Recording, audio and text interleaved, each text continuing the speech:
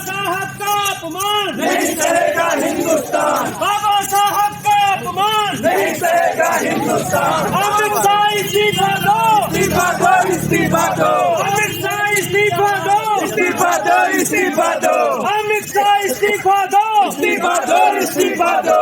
बाबा साहब का अपमान नहीं सहेगा हिंदुस्तान, बाबा साहब का अपमान नहीं सहेगा हिंदुस्तान, बाबा साहब का अपमान नहीं सहेगा हिंदुस्तान। अमित शाह इस्तीफा दो, इस्तीफा दो, इस्तीफा दो, अमित शाह इस्तीफा दो, इस्तीफा दो, इस्तीफा दो।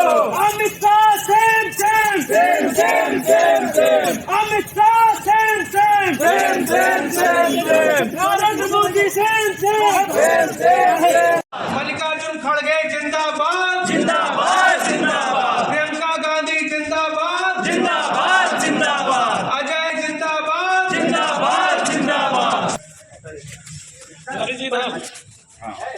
माननीय महामहिम राष्ट्रपति महोदय, भारत सरकार नई दिल्ली द्वारा जिलाधिकारी महोदय जनपद बलराम, जैसा कि सर्वविदित है, विगत 17 दिसंबर 2024 को केंद्रीय गृह मंत्री अमित शाह ने भारत रत्न बाबा साहब डॉक्टर भीमराव अम्बेडकर जी के बारे में राज्यसभा में बेहद आपत्तिजनक और अपमानजनक टिप्पणी की है।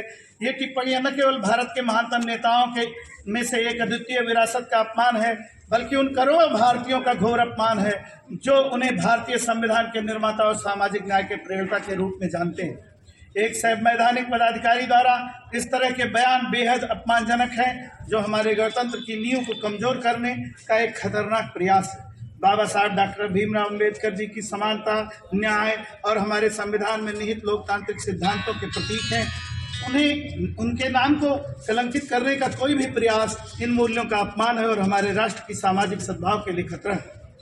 अतः इस धरना प्रदर्शन एवं ज्ञापन के माध्यम से हम आपसे मांग करते हैं कि भारत रत्न बाबा साहब डॉक्टर भीमराव अम्बेडकर जी के बारे में की गई आपत्तिजनक अपमानजनक टिप्पणी की गंभीरता से को संज्ञान में लेते हुए अमित शाह जी का तत्काल प्रभाव से इस्तीफा एवं उनकी बेहद आपत्तिजनक और अपमानजनक टिप्पणी के लिए सार्वजनिक माफी मांगने के लिए उनको कहा जाए। संवैधानिक मूल्यों की ताकि रक्षा की जा सके, ये हम सभी भारतीयों का नैतिक धर्म और कर्तव्य है।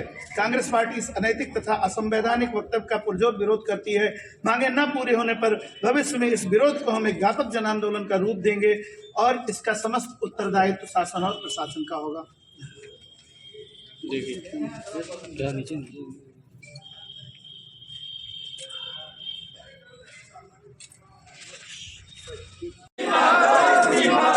अमित शाह इस्तीफा दो, अमित शाह इस्तीफा दो।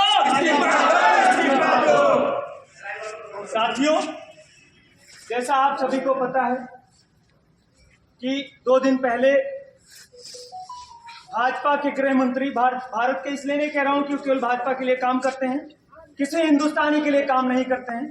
भाजपा के गृह मंत्री जो संविधान के शिल्पी हैं, बाबा साहब भीमराव अम्बेडकर, दलित चेतना के रक्षक, एक मिनट बुलवा दो, 2-3 लोगों को दिलवा दो। उनके संबंध में अमर्यादित बयान दे करके भाजपा और उसकी सहयोगी पार्टियों ने बाबा साहब भीमराव अम्बेडकर के प्रति जो उनके मन में रहती है उस बात को उन्होंने उजागर कर दिया है। इसी विरोध प्रदर्शन में हमारे नेता ने, राहुल गांधी ने और मल्लिकार्जुन खड़गे जी ने, सोनिया जी ने, प्रियंका जी ने, अजय राय जी ने, अविनाश पांडे जी ने एक जो है क्रम चलाया। पूरे देश में देशव्यापी विरोध प्रदर्शन हो रहा है। उसी क्रम में हम बलरामपुर के सभी साथी आज विरोध प्रदर्शन कर रहे हैं। बाबा साहब भीमराव अम्बेडकर के का जो उन्होंने अपमान किया है उसके विरोध में। साथियों, इसी क्रम में मैं चाहूंगा हमारे जिला जो है पूर्व ब्लॉक प्रमुख शिवलाल जी हैं, वो 2 मिनट में अपनी बात रख। देखिए, ये उनकी अनर्गल जो बातें हैं, जो लगातार वो जितना भी रूमर फैला सकते हैं वो फैला रहे हैं। उन्होंने कब अम्बेडकर जी को सम्मान देने का काम किया? पहली बात तो वो शुरू से ही संविधान विरोधी, तिरंगा विरोधी रहे हैं, इस देश के विरोधी रहे हैं। तो वो अम्बेडकर जी को वैसे भी कोई सम्मान देने की बात ना किसी से एक्सपेक्ट कर सकते हैं, ना उनसे हम एक्सपेक्ट कर सकते हैं। रहा सवाल की जिस तरीके से संविधान का चीरहरण हो रहा है और काफी सालों से हो रहा है, ये तो चल ही रहा था। अब उसके निर्माता जो जिन्होंने इसकी नींव रखी है, जिसके दिए हुए संविधान के बलबूते पे दलित, पिछड़े और महिला समाज जो है वो जिसको सपोर्ट मिला है, उसको आघात पहुंचा है, उनके नाम को उछाला जा रहा है, बदनाम किया जा रहा है। बीजेपी की देखिए यही नीति रही है कि वो कांग्रेस पार्टी के सभी कांग्रेस घराने को, कांग्रेस पार्टी को जितना भी बदनाम कर सकते हैं वो कर रहे हैं। और इस तरीके से आपत्तिजनक शब्दों को हम लोग नकारते हैं और उनसे माफ़ी मांगने की हम उम्मीद क्या जता रहे हैं। हमारी पुरजोर कोशिश है कि वो इसके लिए माफ़ी मांगे और इस्तीफा दें। जिस तरह से 17 तारीख को अमित शाह ने बाबा साहब के नाम पे टिप्पणी करते हुए उनके सम्मान को ठेस पहुंचाई और बार बार कहा कि अम्बेडकर फैशन हो गया है और भगवान का नाम लेते तो स्वर्ग हो जाता, तो ठीक है, हम अम्बेडकर का नाम लेते रहेंगे। अगर आप में दम है, आपकी सरकार में दम है, तो हमें वैसे ही स्वर्गीय बना दीजिए। आपकी पुलिस के पास गोलियां मरवा के स्वर्ग भेज दीजिए, लेकिन ये लड़ाई जारी रखेंगे, उन महापुरुषों का अपमान होने नहीं देंगे। भाजपा का कल्चर रहा है, पहले नेहरू जी को बदनाम किया, फिर इंदिरा जी के खिलाफ बोले, गांधी जी के खिलाफ आरएसएस ने बहुत सारे अभियान चलाए, अब अम्बेडकर तक आए।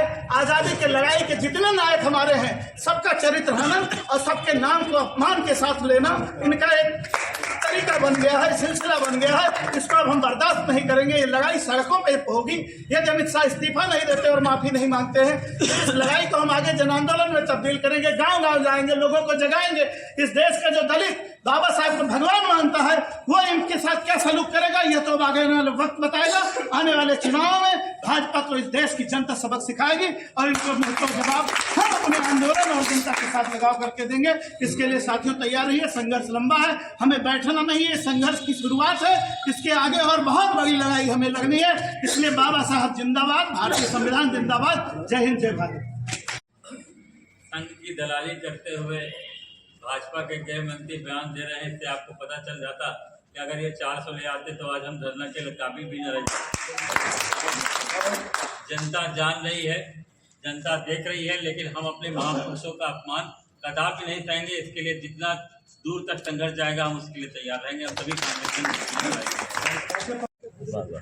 अध्यक्ष जी, आज ये जो आप लोगों ने धरना प्रदर्शन किया है, इसका उद्देश्य क्या रहा?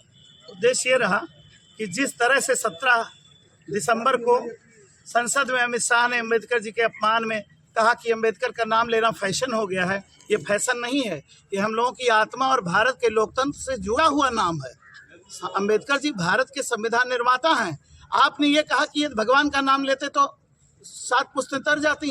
अरे हम लोग अम्बेडकर का नाम लेके इस देश के दलितों की कई पुश्तें तरती आ रही हैं, उनका विकास हुआ है उनके दिए गए संविधान के द्वारा।